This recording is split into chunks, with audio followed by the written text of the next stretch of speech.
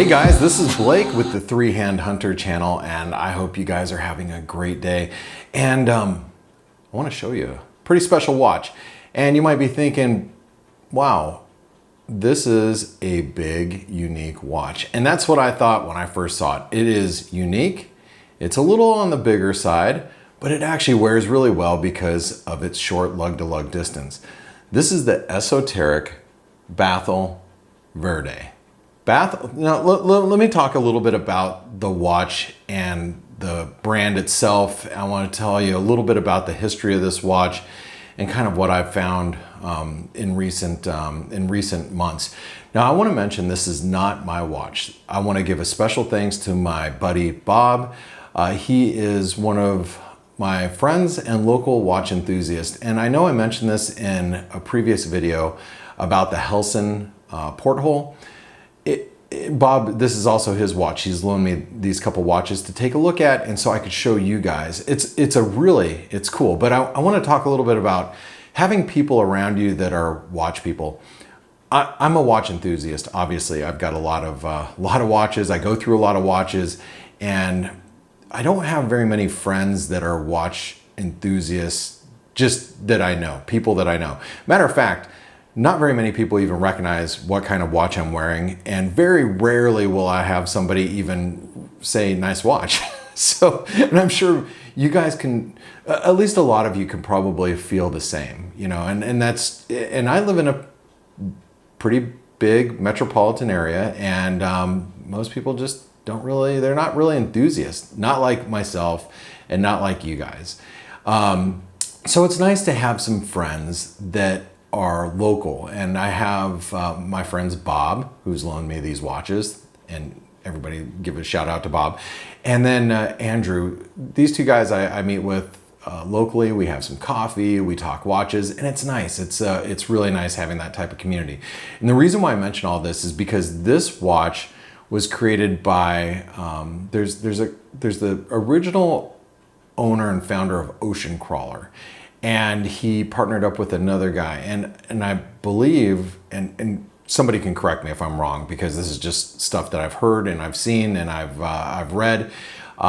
They're part of a big Facebook group, and personally, I left Facebook years ago. It was too much of a time suck on my life.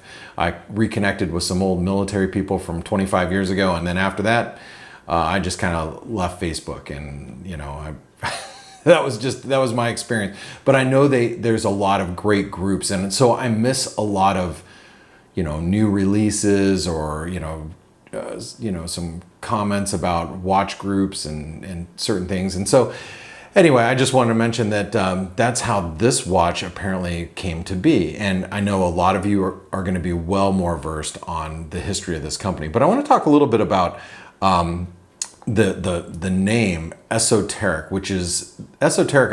I think is a very interesting. If you look up the definition of esoteric, it means intended for or likely to be understood by only a small number of people with a specialized knowledge or interest. And I thought that was a really interesting way to name a company, because that's exactly what we all are, watch enthusiasts, right? And very few of us know specifics about, you know, this hobby, if you will. Now, the Bathyal is related to the zone below the it's between the continental shelf and the abyss. So it's like that I think it's like up to 4,000 feet, you know, below the continental shelf or something like that. And you know, I'll never see it, but apparently this watch can, because it's a 2,000 meter water resistant watch. Now I'm going to talk a little bit about the dimensions of this watch and of Bob's watch. And by the way, I do have the original bracelet here. I'm not going to put it on the bracelet just because it's not my watch, and I don't want to you know, start messing with the lugs and everything else. But I've actually spent some quality time with this watch, and I'm gonna tell you my likes and dislikes about the watch as well, based on my experience. So the watch itself is a 44 millimeter watch, and it's 316L stainless steel. You can see it. You're like, man, that's a pretty thick watch. Yeah, it's you'll notice I have a turtle, Seiko turtle here, and then I have a notice Avalon over here for comparison purposes.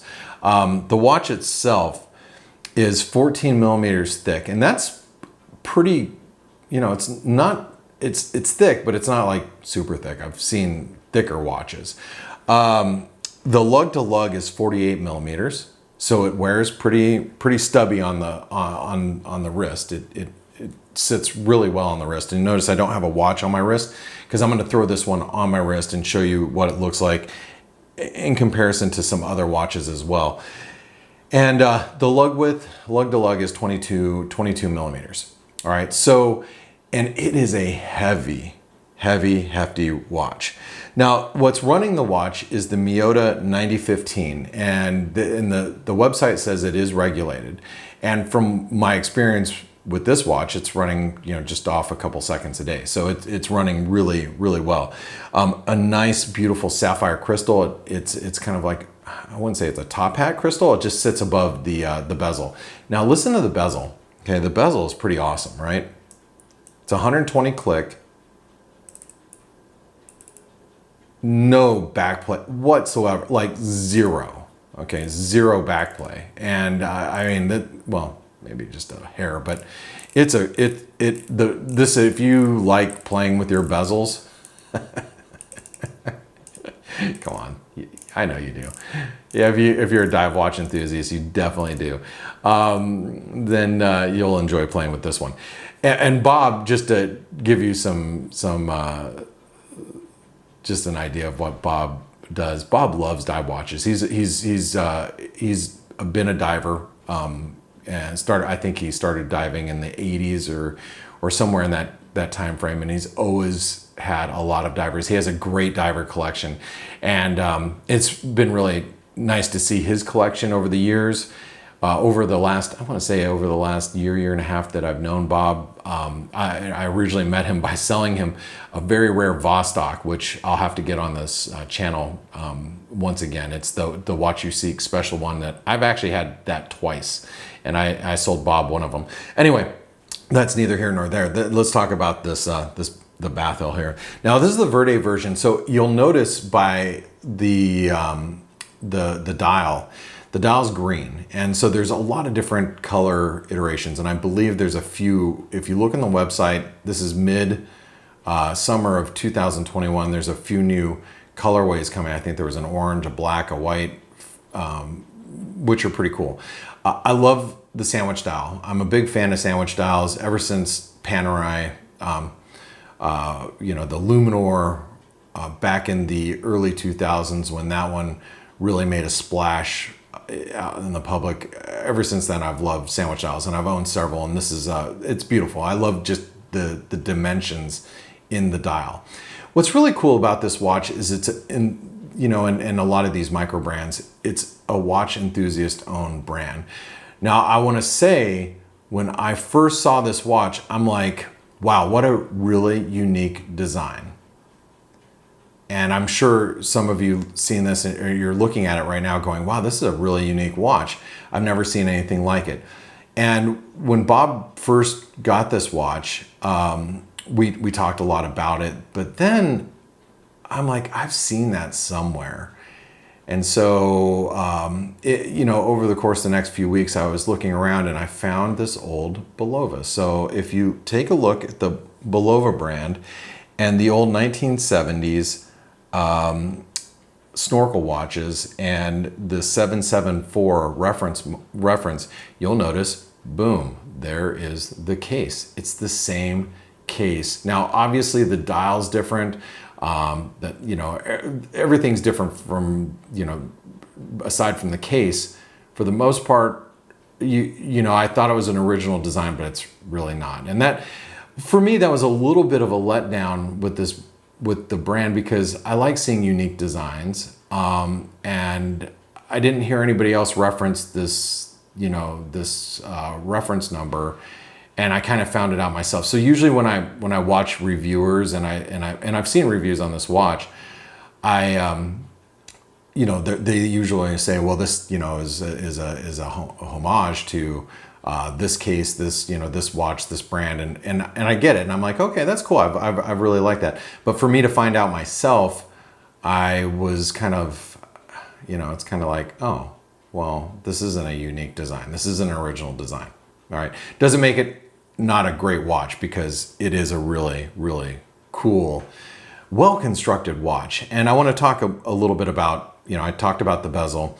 Let's take a look at the case back so you can see the SO on the back.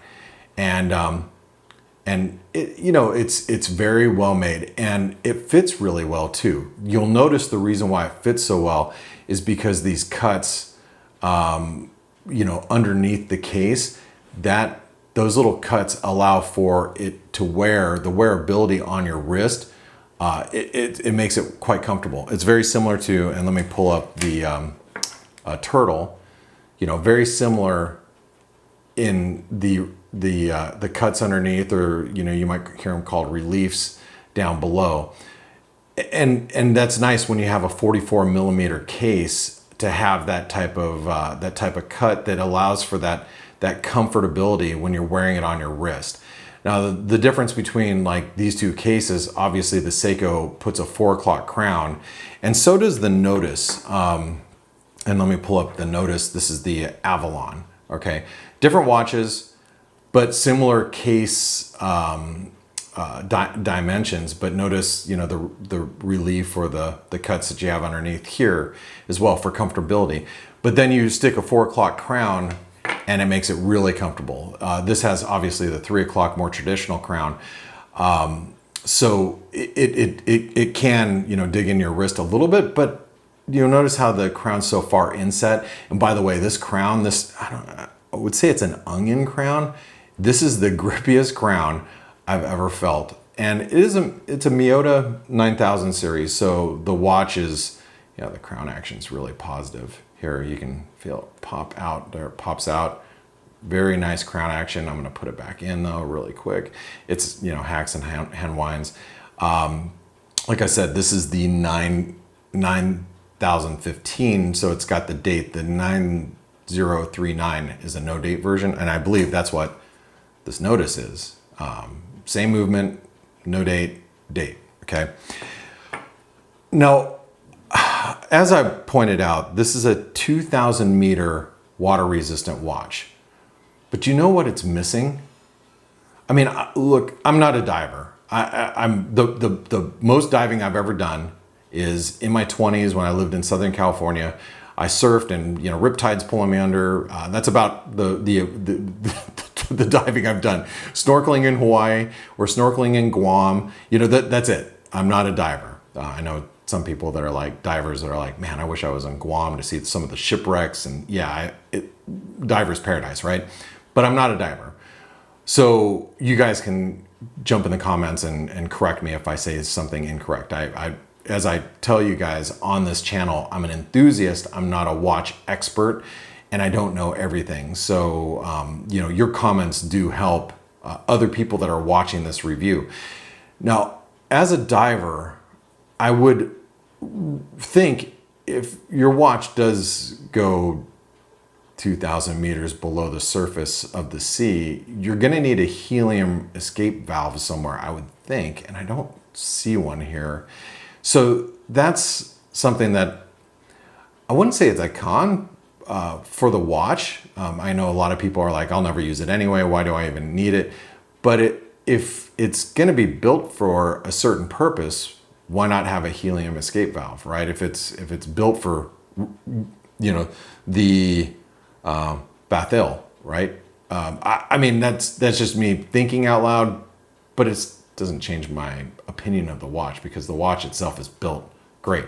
But one of the other things that I was thinking as well, if you take a look at the the supplied bracelet. So this is your normal affair with the bracelets. Nice milled clasp, well constructed. Looks like push pins. Are those? No. Those are screw pins. I'm sorry. Those are screw pins.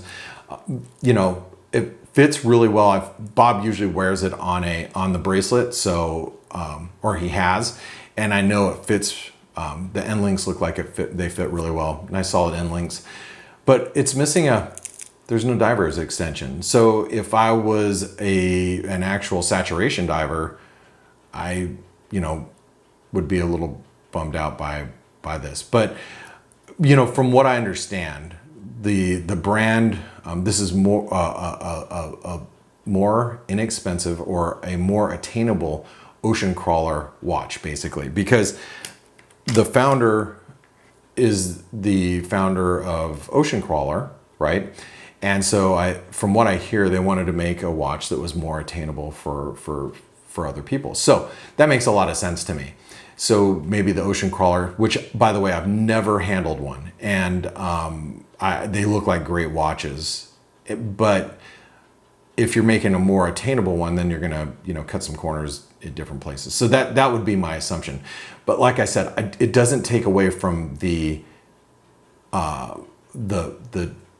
build quality of this watch. This watch, the build quality is really nice, and you'll notice the chamferings along the edges. It's beautiful, and you know, the brushing all around the case. It is a well-made watch, and it is a beautiful watch.